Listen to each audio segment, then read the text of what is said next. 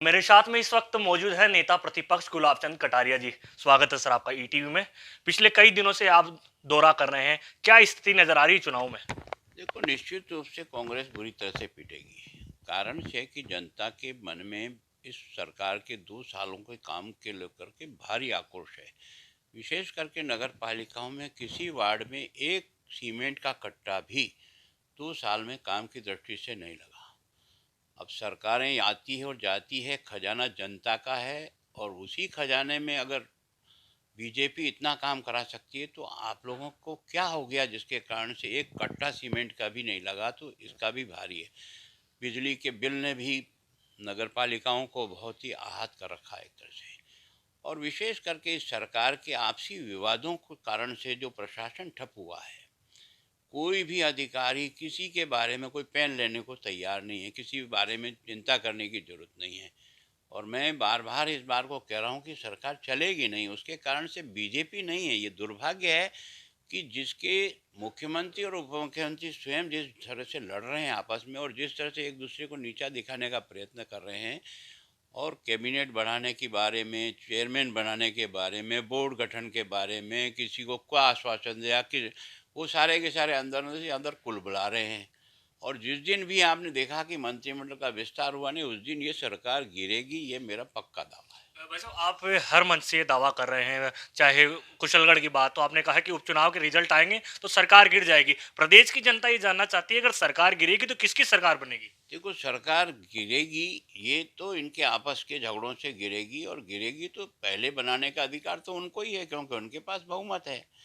वो नहीं बना पाते हैं तब बात दूसरी होगी। बाकी तो मैं सोचता हूँ संख्या बल के आधार पे तो उनके पास है, लेकिन अब उनके कौन कितने किधर टूट के जाते हैं, ये तो उस समय ही जब गणित को समझेंगे उस समय करेंगे।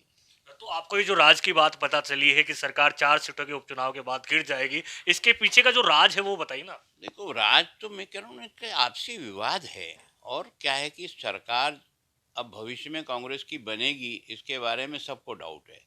इस सरकार का दोहन जितना किया जा सकता है, हर इसमें उतावलापन से लगा हुआ है, और इसके कारण से व्यक्तिगत स्वार्थ के कारण से ये पार्टी टूटेगी 100%, और सरकार गिरेगी। भाई साहब, आने वाले समय में 10 फरवरी से बजट सत्र शुरू हो रहा है। विधानसभा के भीतर किन मुद्दों को लेकर आप सरकार को? देखो, कई मुद्दे हैं। इस सरकार ने कोई ऐसा मुद्दा जो है वो छोड़ा नहीं है ना। 2 बजट पेश हुए, उन 2 बजटों में जो घोषणाएं हुई वो ज़मीन पर कहीं भी आई नहीं है। किसानों के कर्जा माफ, ज़मीन पर कहीं आया नहीं। बेरोजगारों का भत्ता कहीं ज़मीन पर आया नहीं। बिजली का बिल जिस प्रकार से बढ़ा उससे दुखी। लॉ एंड ऑर्डर बिल्कुल बिगड़ा हुआ, विकास की दृष्टि से जीरो। और पंचायतों जैसी जगह में जहां 1-1 करोड़ रुपया सालाना जाता था हमारी पिछली सरकार के समय में, अब की बार ये पैसा इन्होंने डाला ही नहीं। और डाला तो भी पीडी खाते में डाला, और कल इनको बैक होना पड़ा वापस जब सरपंचों ने इसका खुल करके विरोध किया। तो ये सरकार काम ही ऐसे करती है, पीडी खाते में, वो भी बिना ब्याज के। ये किस शौक से डाल रहे हो आप पीडी खाते में पैसा? अगर पैसा है और उसका ब्याज मिलता है तो उसको सरकार और पंचायत को देने में क्या तकलीफ थी जिसको आपने किया। तो सरकार नाम की चीज कुछ है नहीं। केवल और केवल कांच में बैठ करके रोजाना कोविड कोविड कोविड। कोविड तो ठीक है, मॉनिटरिंग हो गया, और केंद्र सरकार ने भी आपको सहयोग किया, और मुफ्त अनाज दे करके इतने लोगों को 9 महीने तक उन्होंने सब प्रकार का सहयोग कर दिया। लेकिन उसके अलावा भी तो सरकार है।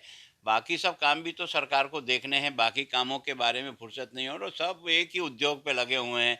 ट्रांसफर उद्योग चल रहा है इस समय, बस वो ट्रांसफर उद्योग के आधार पर सरकार जो चलती है वो जनता को कुछ रिलीफ नहीं दे पाती है।